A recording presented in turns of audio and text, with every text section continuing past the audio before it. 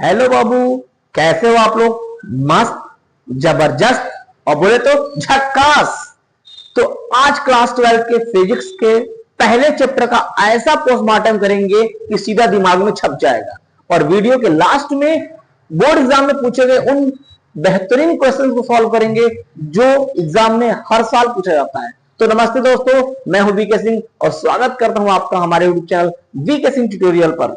तो चलिए देर न करते हुए करते हैं आवेश का पोस्टमार्टम और निकालते हैं उसकी जन्म कुंडली। पेड़ कॉपी निकाल लीजिए। अब हम दोनों लोग मिलकर निकालते हैं इसकी जन्म कुंडली। किसकी? आवेश की। क्या निकालने वाले हैं? आवेश का क्या निकालेंगे हम लोग? जन्म कुंडली। मान लो कि आपका रिश्ता कहीं से आ गया। जब आपको ये बात पता चलता है तो आपके माइंड में एक क्वेश्चन क्लिक करता है। वो क्वेश्चन ये होता है कि उस इंसान का चेहरा कैसा होगा, वो दिखता कैसा होगा। तो पहला माइंड में क्वेश्चन उठता नहीं उठता है। सेम उसी प्रकार जब हम किसी टॉपिक्स को पढ़ते हैं तो हम ये जानना चाहते हैं कि वो दिखता कैसे है। तो भाई हम यहां पढ़ने वाले हैं आवेश। तो आवेश का कोई ना तो शक्ल होता है और ना ही चेहरा होता है, लेकिन बुक में उसको पहचानने के लिए एक सिंबल यूज किया जाता है। वो सिंबल क्या है? वो सिंबल आपको कैपिटल क्यू लिखा होगा या फिर स्मॉल क्यू। जब फिजिक्स के बुक में आपको कैपिटल क्यू या स्मॉल क्यू लिखा होगा तो समझ जाना कि वहां पर आवेश की बात की जा रही है। ओके सर, ये बात समझ में हमको आ गया। आगे बताइए सर। अब आवेश कहते क्या है? आवेश क्या होता है? तो ध्यान दो, आवेश जो होता है ना, आवेश किसी पदार्थ का गुण होता है। किसी पदार्थ का आंतरिक गुण होता है। अच्छा, किसी पदार्थ का आंतरिक गुण होता है आवेश? हाँ सर, ये बात समझ में नहीं, सबको समझाइए। चलो मैं इस बात को आपको प्रैक्टिकली विजुलाइज कराता हूं कि सच में ऐसा होता है क्या। चलिए मान लीजिए कि यहां पर, यानी मान लीजिए हमने क्या बना दिया, एक मस्त वाला फूल बना दिया। एक फूल है, ये क्या है आपका? एक फूल है। और इस फूल के चारों तरफ क्या हो रहा है? एक भौरा मंडरा रहा है। क्या कर रहा है? मंडरा रहा है। क्या है आपका? एक भौरा है। भौरा भौरा है जो मंडरा रहा है। ठीक है ना? एक फूल है, उस फूल के चारों तरफ एक भौरा क्या हो रहा है? मंडरा रहा है। अब मैं आपसे क्वेश्चन करूं कि जो भौरा है ना, वो इस फूल के चारों तरफ क्यों मंडरा रहा है? तो आप बताओगे कि सर इसकी जो सर कली है ना, उस कली की सुंदरता की वजह से। सुंदरता का मतलब सर इसके कलर की वजह से भौरा इसके चारों तरफ मंडरा रहा है। अच्छा, कलर की वजह से? हाँ सर, कलर की वजह से। इसका मतलब ये हुआ इस फूल का जो कलर है वो इसका एक गुण है जिसके वजह से भौरा मंडरा रहा है। Yes sir. इसका मतलब क्या हुआ? इस सिचुएशन में फूल का एक गुण क्या हो गया? उसका रंग, कलर। यानी कि ये फूल का वो गुण है जिसके कारण भौरा चारों तरफ क्या हो रहा है? मंडरा रहा है। उसी प्रकार यहां पर हमने ले लिया क्या? हमने माना कि एक पदार्थ है और इस पदार्थ के चारों तरफ क्या उत्पन्न हो गया? विद्युत क्षेत्र। क्या उत्पन्न हो गया? विद्युत क्षेत्र और चुंबकीय क्षेत्र। विद्युत क्षेत्र और चुंबकीय क्षेत्र। तो मैं क्वेश्चन पूछूं आपसे, किस पदार्थ के चारों ओर ये चुंबकीय क्षेत्र और विद्युत क्षेत्र क्यों उत्पन्न हो गया? तो आप कहोगे कि सर जिस प्रकार इस फूल के चारों तरफ भौरा मंडरा रहा था, वो एक फूल का गुण क्या था? रंग। सेम उसी प्रकार यहां पर भी इस पदार्थ का सर कुछ एक आंतरिक गुण होगा, आंतरिक गुण होगा जिसके वजह से ये इसके चारों तरफ विद्युतीय क्षेत्र और चुंबकीय क्षेत्र उत्पन्न कर रहा है। तो गुण क्या है? वो गुण है बेटा आवेश। क्या है? तो आवेश। इसका मतलब किसी पदार्थ के अंदर अगर आवेश होगा तो विद्युतीय क्षेत्र और चुंबकीय क्षेत्र उत्पन्न कर सकता है, बिल्कुल उत्पन्न कर सकता है। यही तो वो गुण है। अच्छा सर, अब समझ में आ गया कि किसी पदार्थ का आवेश क्या होता है? आंतरिक गुण होता है। आई बात समझ? बिल्कुल विजुलाइज हुआ कि नहीं हुआ? जिस प्रकार ये भौरा इस फूल के चारों तरफ भटका रहा था तो मैंने पूछा क्या? आपने बोला कि सर इस फूल का गुण है रंग, उस रंग के कारण भौरा क्या कर रहा है? उस रंग के कारण ये फूल अट्रैक्टिव दिख रहा है और जिसके कारण भौरा क्या कर रहा है? चारों तरफ मंडरा रहा है। सेम उसी प्रकार इस पदार्थ के चारों तरफ चुंबकीय क्षेत्र और विद्युतीय क्षेत्र उत्पन्न हुआ। इसका मतलब इसके अंदर भी कोई ना कोई गुण है। तो हमने देखा कि उसका आंतरिक गुण क्या था? आवेश। जब आवेश रहेगा तब ये चीज हरकतें होंगी। अच्छा, ये बात हो गया सर, ठीक है। अच्छा सर, अब हमको एक बात तो समझ में आ गया यहां पर कि किसी पदार्थ का आंतरिक गुण आवेश होता है। अब मुझे बताइए सर कि अगर इस पदार्थ के अंदर आवेश है, मतलब आवेश का गुण है, तो सर वो कौन कौन सी हरकतें कर सकता है? सर वो क्या क्या हरकत करेगा? अच्छा, हरकत जानना है? हाँ सर, हरकत जानना है, क्या क्या हरकत कर सकता है। तो समझो ध्यान से। मैंने माना कि यहां पर जो मेरा आवेश है, आवेश क्यू, ठीक है, ध्यान समझना इस बात को।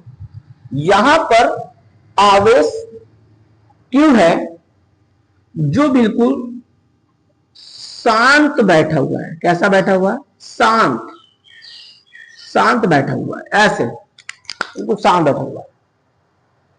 जब किसी पदार्थ के अंदर आवेश शांत बैठा होता है, उस केस में वो क्या हरकत करता है? उस केस में वो विद्युतीय क्षेत्र उत्पन्न करता है उस पदार्थ के चारों तरफ जिसके अंदर वो बैठा होता है।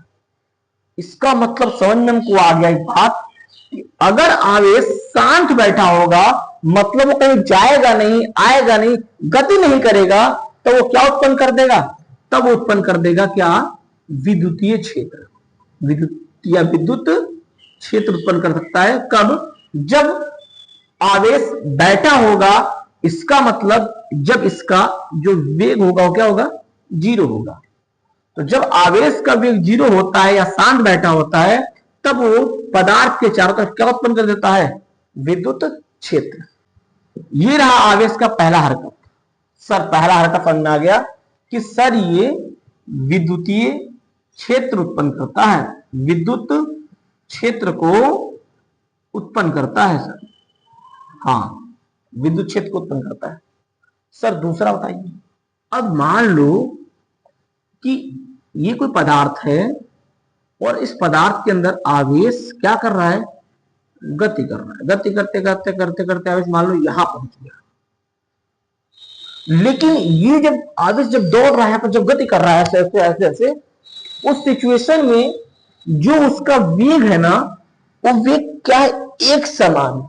न तो उसका वेग घट रहा है न वेग बढ़ रहा है, वेग उसका नियत है, यानी कि समान वेग से गति कर रहा। हाँ, तो जब वो दौड़ता है मतलब जब इसका वेग क्या होता है? नियत। यानी कि जब किसी पदार्थ में आवेश गति करता होता है किस वेग से? नियत वेग से, तो उस पदार्थ के चारों तरफ वो क्या क्या उत्पन्न कर देता है? तो विद्युत क्षेत्र के साथ, विद्युत क्षेत्र के साथ चुंबकीय क्षेत्र भी उत्पन्न कर देता है।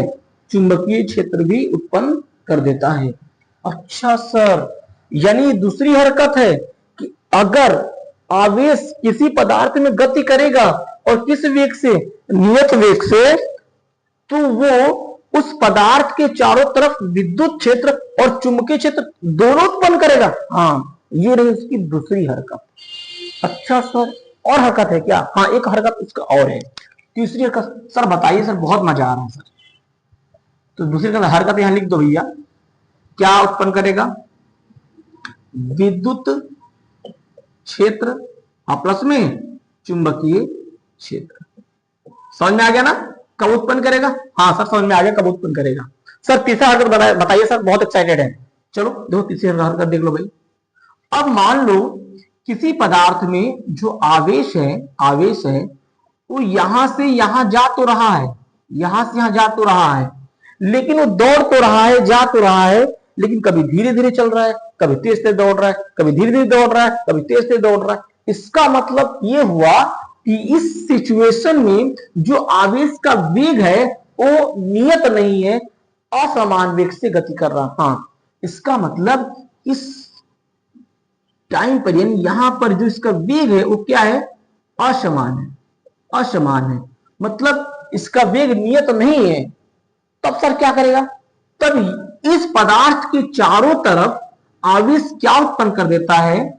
विद्युतीय क्षेत्र यानी विद्युत क्षेत्र, विद्युत क्षेत्र प्लस में चुंबक क्षेत्र, चुंबकीय क्षेत्र, चुंबकीय क्षेत्र। और सर क्या? हाँ, प्लस में एक और चीज बताता है। क्या उत्पन्न करता है ये? विद्युत चुंबकीय, विद्युत चुंबकीय तरंगे, विद्युत चुंबकीय तरंगे। अच्छा सर, विद्युत चुंबकीय तरंगे उत्पन्न करता है, यानी तीन काम करता है एक साथ में। हाँ, तीसरी हरकत में वो तीन काम करता है। अगर वो उस पदार्थ के अंदर असमान वेग से गति करता है तो विद्युतीय क्षेत्र उत्पन्न करेगा, चुंबकीय क्षेत्र उत्पन्न करेगा, और उसके साथ साथ में वो विद्युत चुंबकीय तरंगे भी छोड़ता है, विद्युत चुंबकीय तरंगे भी छोड़ता है। आई मतलब क्या हुआ कि तीन हरकत आवेश का हम लोगों ने यहां पर देखा। तो तीसरा हरकत उसने क्या किया भाई? उसने विद्युत क्षेत्र भी उत्पन्न किया, विद्युत क्षेत्र प्लस में चुंबक क्षेत्र, चुंबकीय क्षेत्र बोल सकते हैं उसको, चुंबकीय क्षेत्र, और प्लस में क्या? विद्युत, विद्युत चुंबकीय तरंगे। ये तीन चीज वो क्या करता है? इसके अंदर करता है, उत्पन्न करता है। यानी कि जब किसी पदार्थ का आंतरिक गुण आवेश होगा तो तीन हरकत करेगा। पहला, वो विद्युत क्षेत्र उत्पन्न करेगा। कब? जब वो जिस पदार्थ में चुपचाप बैठा होगा, यानी कि जब उसका वेग क्या होगा? जीरो होगा। दूसरा हरकत, जब वो किसी पदार्थ में एक समान वेग से गति कर रहा हो, एक समान वेग से गति कर रहा होगा, या बोल सकते हैं कि जब उसका वेग क्या होगा? नियत होगा। उस कंडीशन में विद्युत क्षेत्र के साथ साथ में चुंबकीय क्षेत्र भी उत्पन्न करता है। तीसरा, जब किसी पदार्थ के अंदर वो एक समान गति से नहीं दौड़ता हो, असमान गति से, मतलब कभी तेज कभी धीमी, यानी कि जब उसका वेग क्या हो? असमान हो, उस कंडीशन में वो विद्युत क्षेत्र, चुंबकीय क्षेत्र के साथ साथ विद्युत चुंबकीय तरंगे भी क्या करता है? वो छोड़ता है। ओके सर, तीन बात समझ में आ गया सर। और सर इसका कुछ मात्रक वगैरह होता है क्या? हाँ, इसका मात्रक भी होता है। देखो यहाँ पे इसका मात्रक भी होता है। कहा था तो यहाँ देखो, इसका मात्रक क्या होता है? कूलाम। क्या होता है? कूलाम। कूलाम को आप सी से भी लिख सकते हो। अच्छा, सी से भी। और इसका मात्रक होता है एम्पियर सेकंड। तो दो मात्रक हो गए इसके कूलाम के मात्रक हो गए कि आवेश के मात्रक कूलाम या फिर एम्पियर सेकंड होता है। ठीक है। और इसका बीमीय सूत्र भी होता है कि? हाँ, बीमीय सूत्र भी होता है। सर बताइए कौन कौन सा होता है? चलो देखो, बीमीय सूत्र इसका होता है एटी। क्या होता है? एटी होता है इसका बीमीय सूत्र। अच्छा सर, यहां हम लोगों ने इसका बीमीय सूत्र भी देख लिया। और सर और कुछ होता है क्या? बस हमने आवेश का यहां पर पूरी वो जन्म कुंडली निकाल कर रख दिया, जिसे आपको जानना था, जिससे आपको रूबरू होना था अपने इस चैप्टर को स्टार्ट करने के लिए। तो समझ में आ गया एक बात कि चुंबकीय क्षेत्र हम कब पढ़ेंगे? जब आवेश गति करेगा। इसका मतलब सर जो मेरा पहला चैप्टर है वो विद्युत आवेश का क्षेत्र है, मतलब इस चैप्टर में भी आवेश गति नहीं करेगा, नहीं। जिस टॉपिक से चुंबकीय क्षेत्र पढ़ना स्टार्ट करेंगे, समझ जाना कि वहां से आवेश अब दौड़ना स्टार्ट कर देगा। आई ना बात समझ? हाँ सर, समझ में आ गया सर। तो भाई समझ में अगर आ गया तो इसको फटाफट नोट कर लो, फिर इसका डेफिनेशन देखते हैं। उठा ले जाऊंगा तुझे मैं डोली में, रोएंगी सखियां तुम्हारी। अच्छा सर आवेश कह रहा है सर, हम नहीं कह रहे हैं, कहना है मत, मैं कूट देंगे सब उसकी सखियां मिलकर तुमको। अच्छा अभी तो केवल फोटो दिखाकर केवल फीलिंग करवाया हूं कि इमेजिन करो क्या होगा। तो आपने कहा सर जैसे रिश्ता आएगा तो हम उसका सर फोटो देखना चाहेंगे, कूट काट रख देगी बच्चा लोग। अब हम क्या पढ़ने वाले हैं, उसका थोड़ा डेफिनेशन देख लेते हैं। यानी किसका डेफिनेशन? आवेश। आवेश का परिभाषा क्या होता है, कैसे आपको लिखना होगा, ठीक है ना। लिखते हैं, किसी पदार्थ का वह आंतरिक गुण, वह आंतरिक गुण जिसके कारण, अभी आपने पढ़ा ना, वो आंतरिक गुण है जिसके कारण उस पदार्थ के चारों ओर क्या क्या उत्पन्न होना था सर? विद्युत क्षेत्र तथा चुंबकीय क्षेत्र। चारों ओर विद्युत क्षेत्र तथा चुंबकीय क्षेत्र उत्पन्न होता है, उसे आवेश कहते हैं। उसे आवेश कहते हैं। ओके ठीक है सर, बस इतना ही। अरे अभी नहीं, बहुत कुछ बाकी है, पूरा लिख देते ना। इसे कैपिटल क्यू से प्रदर्शित करते हैं। इसका एसआई मात्रक कूलाम या एम्पियर सेकेंड होता है। और सर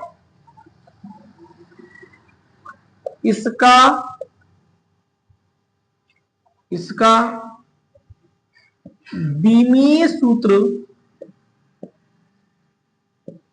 80 होता है। और यह एक अदिश राशि है। कैसी राशि है? यह एक अदिश राशि है। ओके, आई बात समझना, यह कैसी राशि है? अदिश राशि है। कोई पूछेगा अदिश राशि क्यों है, तो हमेशा ध्यान रखना, क्योंकि आवेश कभी भी बीजगणितीय सदिश बीजगणितीय योग का नियम का पालन नहीं करता है। ओके सर, तो यहां आपको ये लिखना होगा। अब इसके सर फॉर्मूला बताइए। चलो देखते हैं फॉर्मूला क्या होता है, यहां बता देता हूं यहाँ पर, ठीक है। तो Q बराबर होता है एन ई। फॉर्मूला क्या था? Q बराबर होता है एन ई, जहां पे Q क्या आपका? Q है सर कुल आवेश होता है, और N क्या होता है? इलेक्ट्रॉन की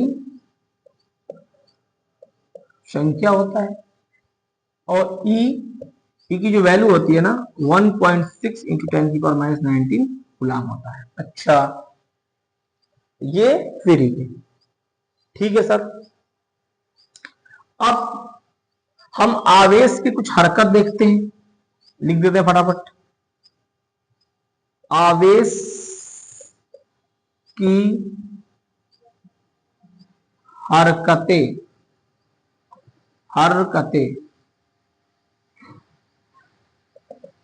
कितनी हरकत करता है भाई सर? वो 3 हरकत करता है।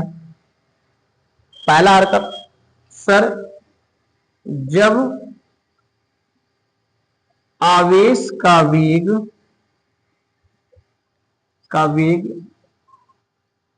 शून्य हो, यानी v बराबर क्या हो, 0 हो। तो क्या करता है, 0 हो तो क्या करता है भाई, यह विद्युत क्षेत्र उत्पन्न करता है। ठीक है सर, और बताइए दूसरा हरकत आपने क्या देखा कि जब आवेश का वेग क्या हो, नियत या बोलते वी बराबर कैसा हो, नियत हो तब क्या होगा सर, तब यह विद्युत क्षेत्र के साथ साथ चुंबकीय क्षेत्र भी उत्पन्न करता है। ठीक है सर, तीसरा हरकत क्या था, जब आवेश का वेग असमान मतलब जब v बराबर क्या हो, असमान हो, क्या करता है भाई, तब सर यह विद्युत क्षेत्र तथा चुंबकीय क्षेत्र के साथ विद्युत चुंबकीय तरंगे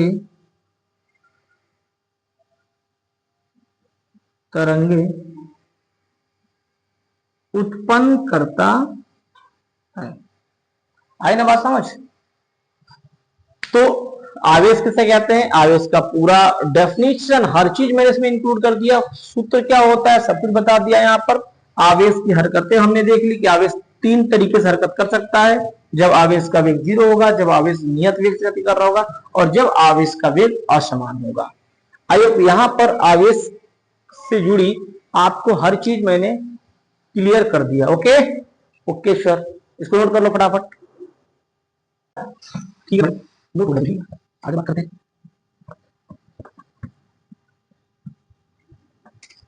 आगे बात करते हैं। बाबू अब हम देखेंगे क्या आवेश कितने प्रकार के होते हैं। ठीक है ना, तो क्या पढ़ने वाले हैं, आवेश के प्रकार। आवेश के प्रकार को हम समझेंगे। इसको जानने से पहले आपको मैं प्रैक्टिकली विजुलाइज कराता हूं, उस कहानी के द्वारा आप ये जान जाओगे कि आवेश कितने प्रकार का होता है और कैसे होता है और कौन कौन से होता है, और वो होता है तो क्यों होता है। ठीक है ना, ध्यान समझना। अच्छा बात बताओ कि हम जैसे इंसानों की दुनिया में यानी उसकी कीमत किस चीज से तोली जाती है, तो सर पैसों। जिसके पास पैसे ज्यादा होते हैं उसको हम बोलते हैं क्या, अमीर आदमी है। जिसके पास सर पैसा कम होता है उसको क्या बोलते हैं, वो गरीब आदमी है। उसी प्रकार फिजिक्स और केमिस्ट्री की दुनिया में जो तत्व होते हैं उनकी कीमत भी इलेक्ट्रॉनों से की जाती है, पैसे से नहीं, इलेक्ट्रॉनों से की जाती है। तो हम ये बोलते हैं कि जिसके पास इलेक्ट्रॉन ज्यादा होता है उसे बोलेंगे वो हमारा अमीर तत्व है, और जिस तत्व के पास इलेक्ट्रॉनों की कमी होती है उसको बोलते हैं वो हमारा गरीब तत्व है। ठीक है ना, तो इस कहानी को देखते हैं और चीजें विजुलाइज करते हैं। तो सबसे पहले हम क्या करेंगे, हम इंसानों की दुनिया बनाएंगे और फिजिक्स केमिस्ट्री की दुनिया बनाएंगे। ठीक है ना, तो पहले बनाते हैं इंसानों की दुनिया। अच्छा सर, इंसानों की दुनिया। हाँ, इधर हम बनाएंगे फिजिक्स और केमिस्ट्री की दुनिया। ओके सर, आप बना दीजिए दोनों की दुनिया। जब हमने फिजिक्स और केमिस्ट्री की दुनिया बनाया तो इंसान को भी बनाते हैं, इंसान को भी। अच्छा, एक बात बताओ, इंसान की दुनिया में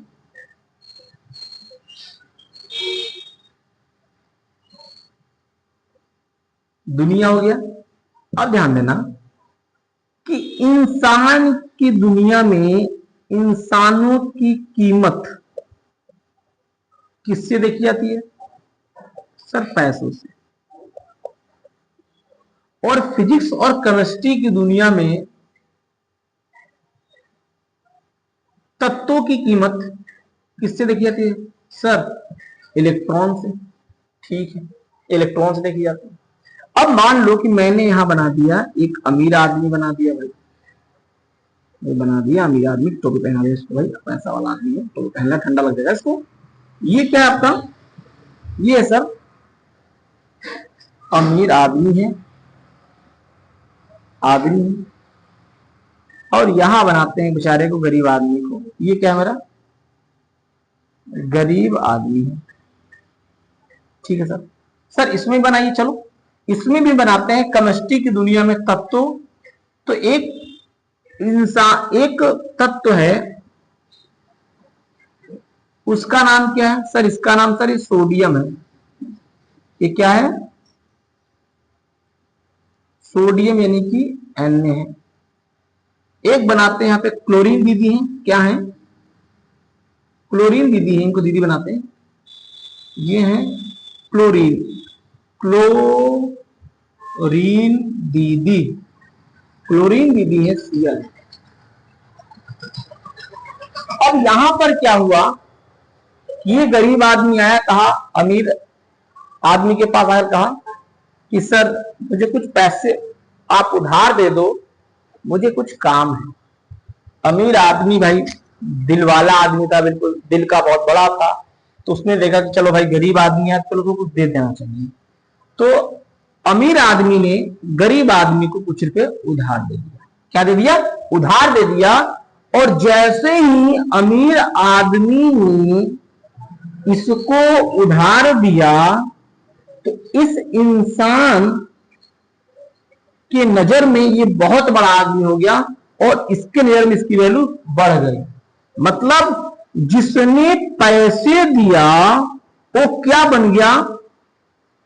पॉजिटिव। और जिसने पैसे उधार लिया वो कर्ज में चला गया, मतलब वो क्या हो गया? वो माइनस।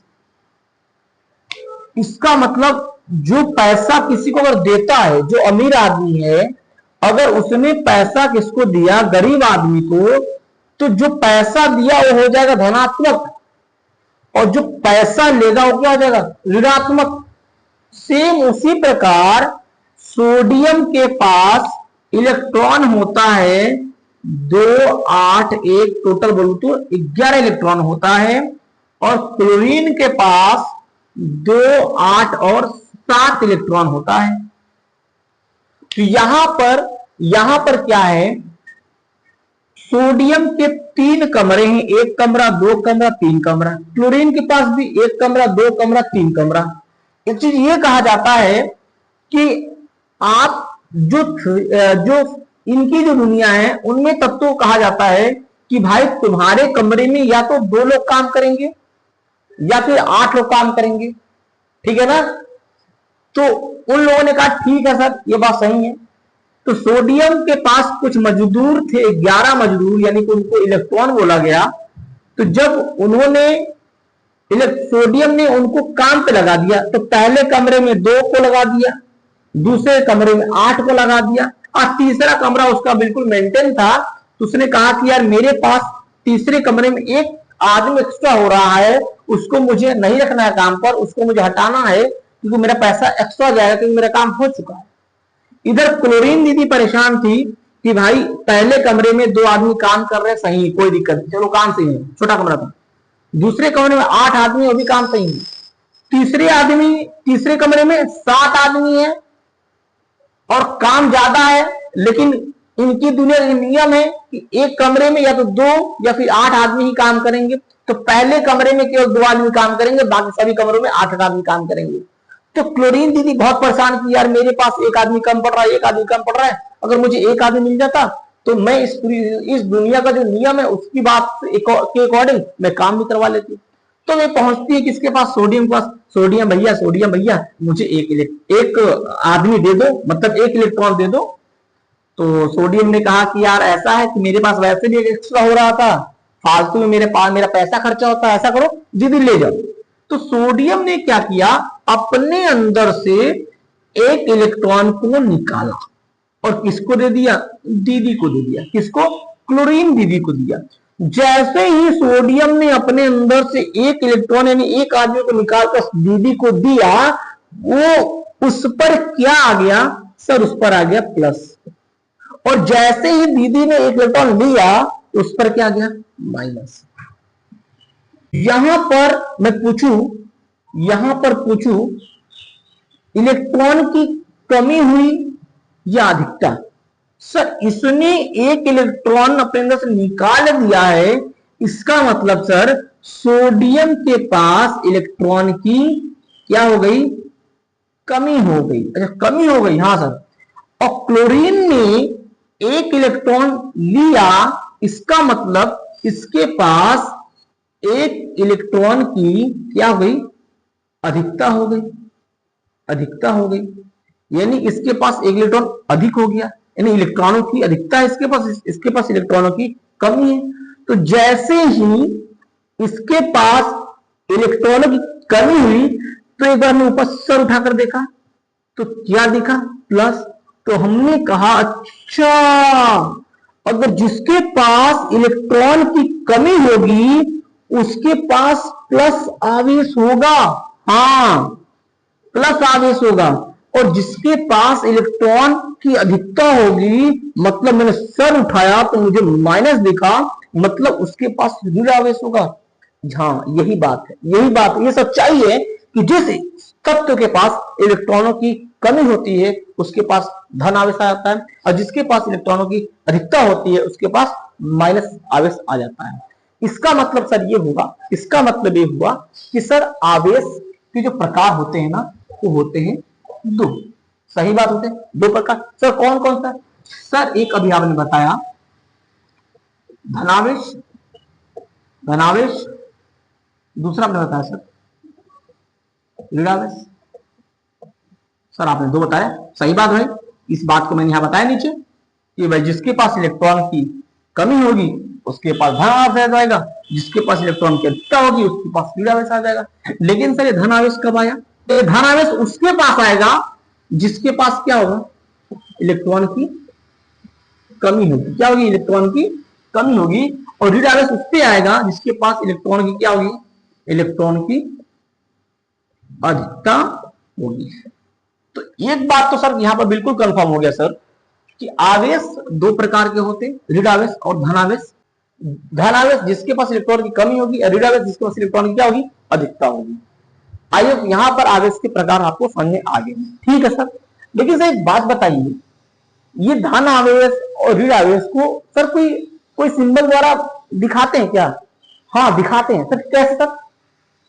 देखो धन आवेश को इनकी दुनिया में प्लस पी, मतलब इसको बोलते हैं प्रोटॉन के द्वारा दिखाया जा सकता है। अच्छा सर प्रोटॉन के द्वारा दिखाया जा सकता है, हाँ। और ऋण आवेश को हम इलेक्ट्रॉन के द्वारा दिखा सकते हैं। अच्छा सर, यानी कि धन आवेश को दिखाना होगा तो हम प्रोटॉन वर्ड यूज करेंगे, और ऋण आवेश को दिखाना होगा तो इलेक्ट्रॉन वर्ड यूज कर लेंगे, हाँ।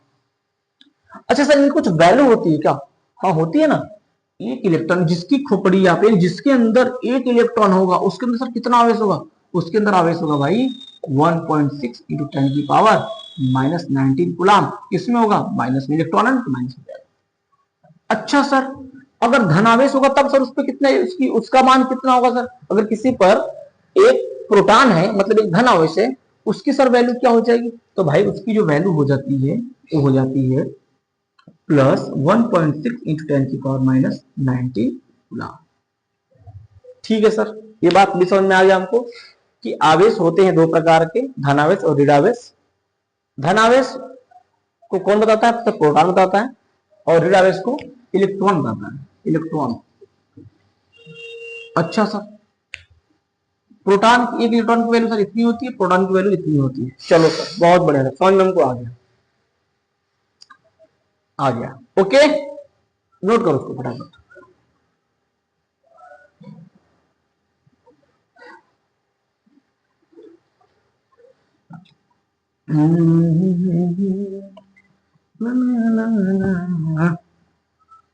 जब से तुझे देखा दिल को कहीं आराम नहीं, एक तेरे सिवा इस दिल पे किसी का नाम नहीं। अच्छा अच्छा अच्छा अच्छा, ऐसी बात है क्या सर? हाँ हाँ। चलो अब क्या जानेंगे सर?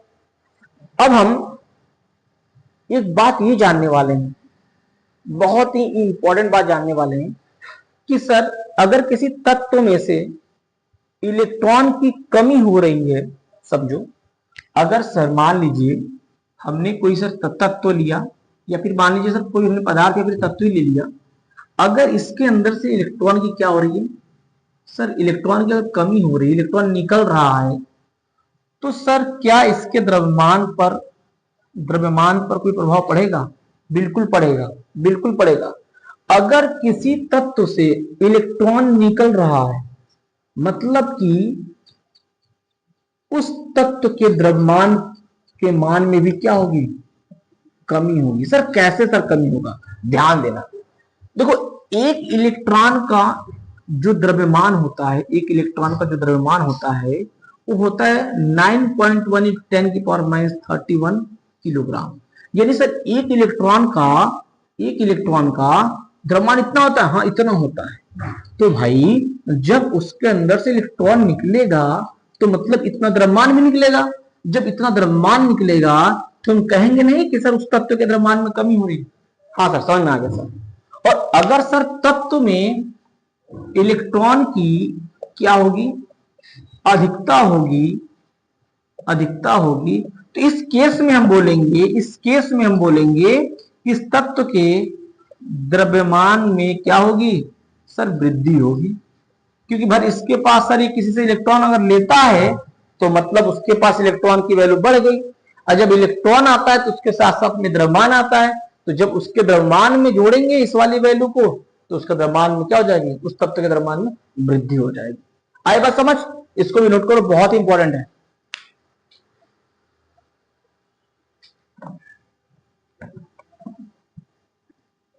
अच्छा, अब देखते हैं सर धन आवेश और ऋण आवेश का परिभाषा। चलो धनावेश क्या होता है लिखते हैं, फटाफट समझते हैं। धनावेश, धनावेश क्या होता है? धनावेश जब किसी तत्व पर इलेक्ट्रॉन की कमी के कारण जो आवेश उत्पन्न होता है उसे धनावेश कहते हैं। धनावेश कहते हैं। इसे P+ से यानी प्रोटॉन से प्रदर्शित करते हैं। एग्जाम्पल के फॉर्म में तुम ऐसा ले लेना, एक एग्जाम्पल सोडियम को ले लेना। सर सोडियम के पास इलेक्ट्रॉन होता है 2 8 1, और इसने अपने अंदर से एक इलेक्ट्रॉन निकाल दिया, इसने अपने अंदर से एक इलेक्ट्रॉन निकाल दिया, मतलब माइनस कर दिया, तो क्या हो जाएंगे? इस पर एक प्लस आगे से आएगा, और इसके पास इलेक्ट्रॉन क्या बच जाएगा? 2 8। तो यहां पर इसके पास इलेक्ट्रॉन की क्या हुई? सॉरी यहाँ लिखते हैं इसको बढ़िया से, इसके पास क्या हुआ, इलेक्ट्रॉन की कमी हुई, और इलेक्ट्रॉन की कमी की वजह से क्या हुआ, उस पर प्लस आवेश आ गया। ठीक है ना। अब ऋण आवेश, ऋण आवेश क्या होता है, जब किसी तत्व पर इलेक्ट्रॉन की अधिकता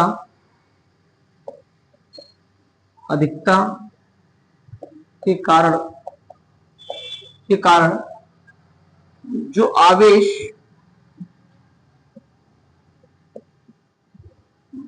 उत्पन्न होता है उसे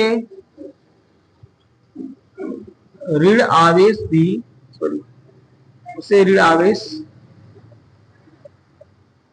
कहते हैं। सर इसके लिए एग्जांपल ले लो, एग्जांपल क्लोरीन दीदी को लेते हैं, इनके पास 2, 8 और 7 इलेक्ट्रॉन, इन्होंने सोडियम से 1 इलेक्ट्रॉन लिया, तो जैसे लेंगे इलेक्ट्रॉन तो इस पे क्या हो जाएगा, माइनस आ जाएगा, और इलेक्ट्रॉन में एक वैल्यू बढ़ जाएगी, यानी कि 2, 8 और 8 आ जाएगा। फिर हम बोलेंगे कि यहाँ पर इलेक्ट्रॉन की क्या हो रही है, अधिकता हो रही है। अधिकता मतलब कि जब इलेक्ट्रॉन की अधिकता होगी तो उस पर माइनस आवेश आएगा, जब इलेक्ट्रॉन की कमी होगी तो इस पर क्या आ जाएगा, प्लस आवेश आ जाएगा। आई बात ना समझ? यस सर, समझ में आ गई, इसको नोट कर लो फटाफट।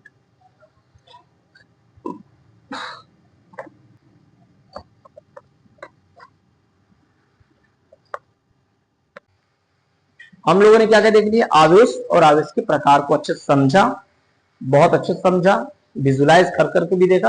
अब हम करते हैं इन पर जो डिपेंडेंट क्वेश्चन होते हैं, इसके आधार पर क्वेश्चन कैसे कैसे बनते हैं एग्जाम में, और उन क्वेश्चन को लेंगे जो एग्जाम में बहुत बार पूछा गया होगा। ठीक है, तो ये रहा आपके व्हाइट बोर्ड पे पहला क्वेश्चन। तो ये क्वेश्चन देखो यूपी बोर्ड में 2017 में पूछा गया, 19 में पूछा गया, 22 में और 23 में पूछा गया। तो कहीं ना कहीं क्वेश्चन बहुत ज्यादा इंपॉर्टेंट है। क्वेश्चन क्या है कि एक कूलाम आवेश पर इलेक्ट्रॉनों की संख्या ज्ञात करो। ठीक है ना, तो हमको जानना है कि एक कूलाम पर कितने इलेक्ट्रॉन होंगे, मतलब कितना इलेक्ट्रॉन अगर मैं इकट्ठा कर लूं कि एक कूलाम आवेश को लोग बना दे मिलकर। चलो भाई, क्या क्या दिया है सर? सर यहां पर क्या दिया है सर, कुल आवेश दिया है सर एक कूलाम। ठीक, निकालना है सर इलेक्ट्रॉनों की संख्या। तो इलेक्ट्रॉनों की संख्या यानी कि बोल सकते सर इसको स्मॉल एन से लिख सकते हैं। आप ये लिखो या फिर ये लिखो, बात एक ही, मुझे स्मॉल एन का मान निकालना है। ठीक है, फॉर्मूला क्या था सर? अभी आपने बताया था Q बराबर होता है NE, हाँ हमने बताया था यही होता है। अब यहाँ पर मान रखेंगे तो Q का मान क्या है, 1 है, लिख लो। यहाँ पर N मुझे निकालना तो इसको ऐसे उतार दो। E का मान भी सर आपने बताया फॉर्मूले में क्या होता है, 1.6 गुणे 10⁻⁻19। ठीक है सर, अब क्या करेंगे? अब आपको किसका मान निकालना है सर? इसका मान निकालना है। इस वाली वैल्यू को आप ऐसे नीचे लिख दो। ठीक, अब ये जो वैल्यू है ना, ये जो वैल्यू है वो इसके साथ गुणे में है ना, तो जब इधर आएगा तो हो जाएगा बटे में। तो बटे में लिख दीजिए सर 1.6 गुणे 10⁻⁻19। अब क्या करेंगे?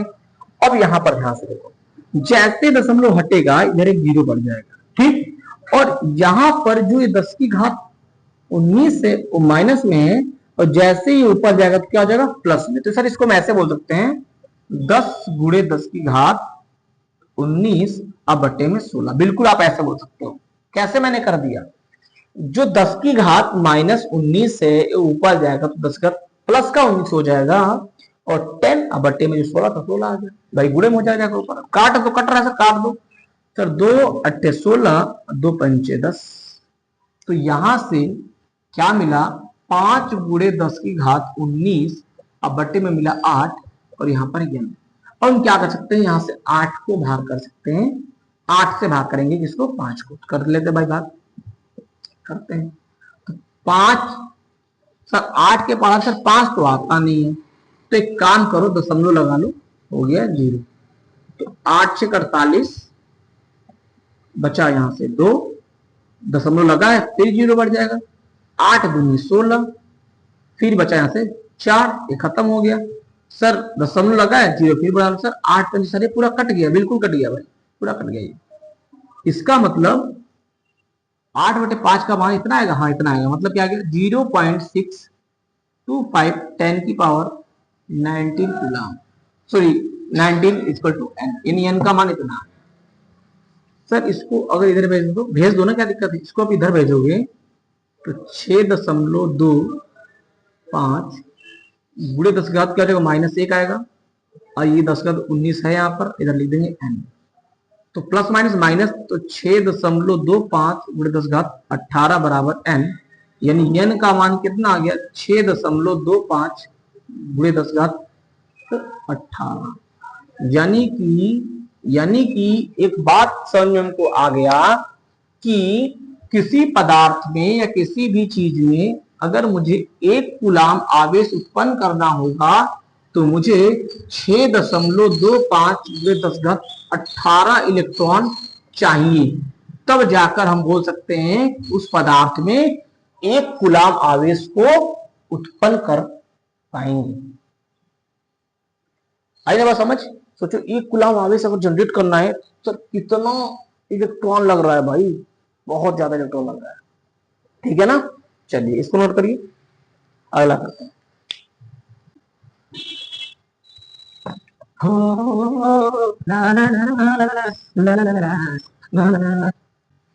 अगला क्वेश्चन बोर्ड पे क्या है कि 2.4 गुणे 10⁻18 कूलाम धनावेश पर इलेक्ट्रॉनों की कितनी कमी या अधिकता होगी।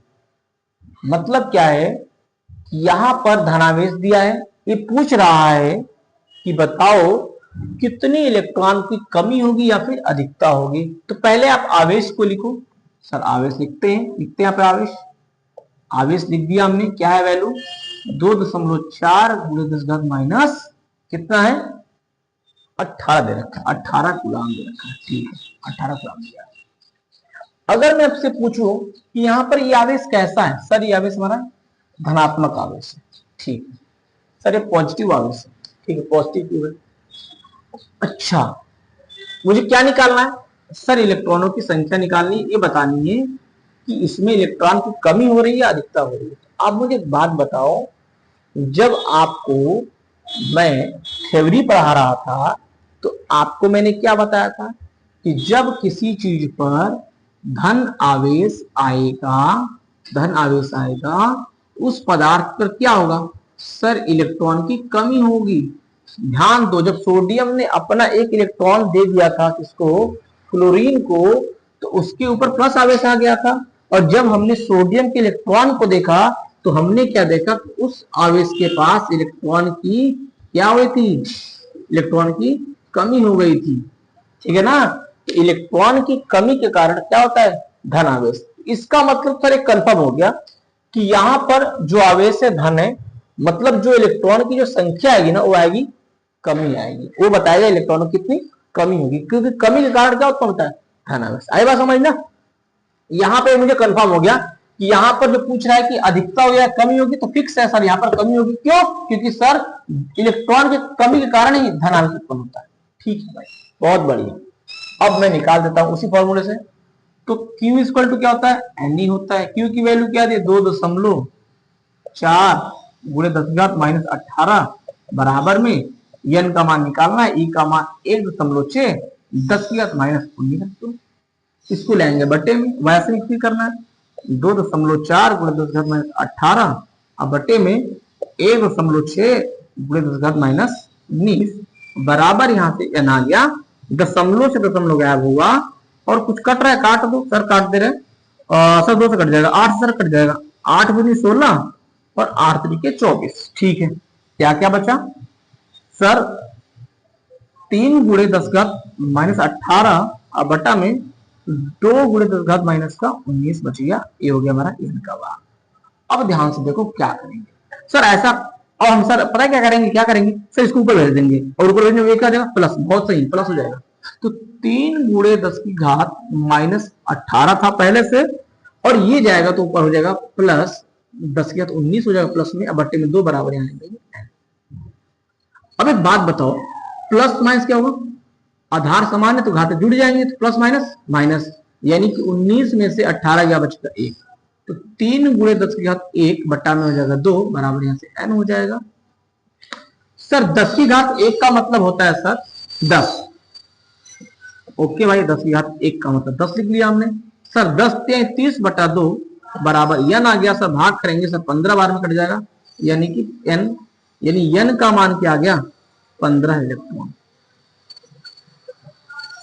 ठीक है ना, यानी कि अगर उस पदार्थ पर हम 15 इलेक्ट्रॉन रखेंगे तब जाकर, मतलब जब 15 इलेक्ट्रॉन की जब कमी होगी, 15 इलेक्ट्रॉन की क्या होगी कमी, इस बात पर लिख दो, बात करते हैं, ठीक है ना। तो इसमें क्या होगी 15 इलेक्ट्रॉन की कमी होगी।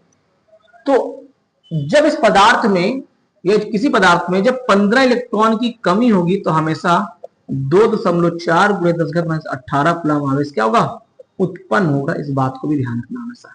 तो आपका आंसर यहीं तक है, नीचे तो मैंने बताया है, आपका आंसर यहीं तक, ठीक है ना। इस चीज को नोट करो आप।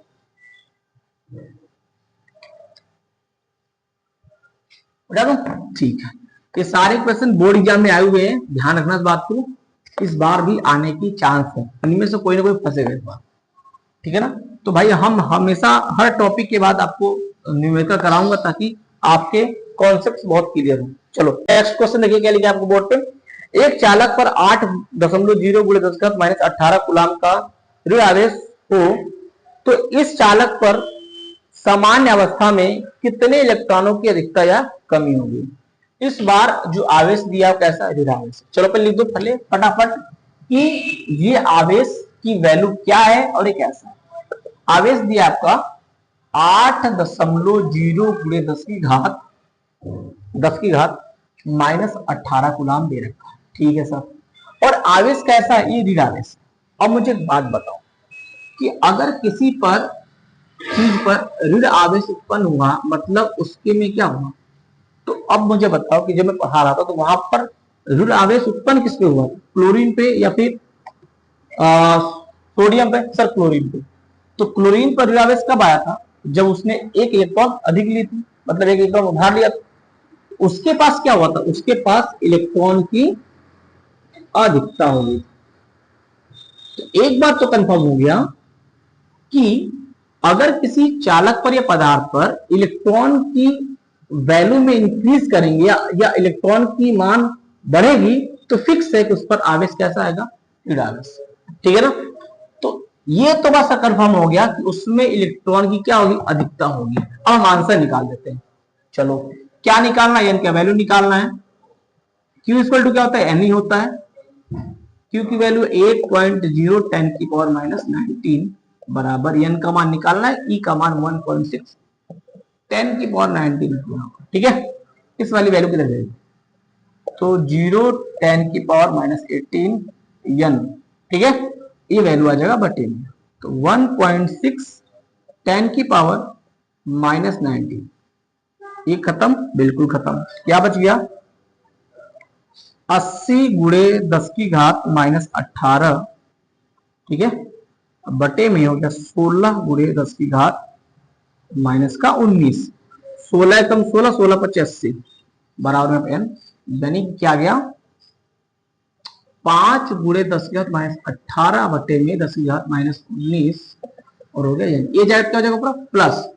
तो 5 गुणे 10 की घात -18 गुणे 10 की घात 19 बराबर n, 5 प्लस माइनस माइनस 19 में से 18 गया 1 बचेगा, ये 10 की घात 1 हो जाएगा। और 10 की घात 1 का मतलब होता है 10, 10 × 50, यानी n का वैल्यू क्या आ गया 50 आ गया। मतलब क्या हुआ, उस चालक पर 50 इलेक्ट्रॉन की क्या होगी, अधिकता होगी, अधिकता होगी। हो गया कंफर्म। इसका मतलब क्या है कि अगर हम किसी चीज पर 50 इलेक्ट्रॉन की वैल्यू बढ़ाएंगे तो उस पर आवेश कितना उत्पन्न हो जाएगा, ऋण आवेश। ओके, आई होप यहां पर आपको बात समझ में आई होगी, ठीक है ना। चलिए अगले वीडियो में मिलते हैं अगले टॉपिक के साथ, तब तक के लिए बाय बाय।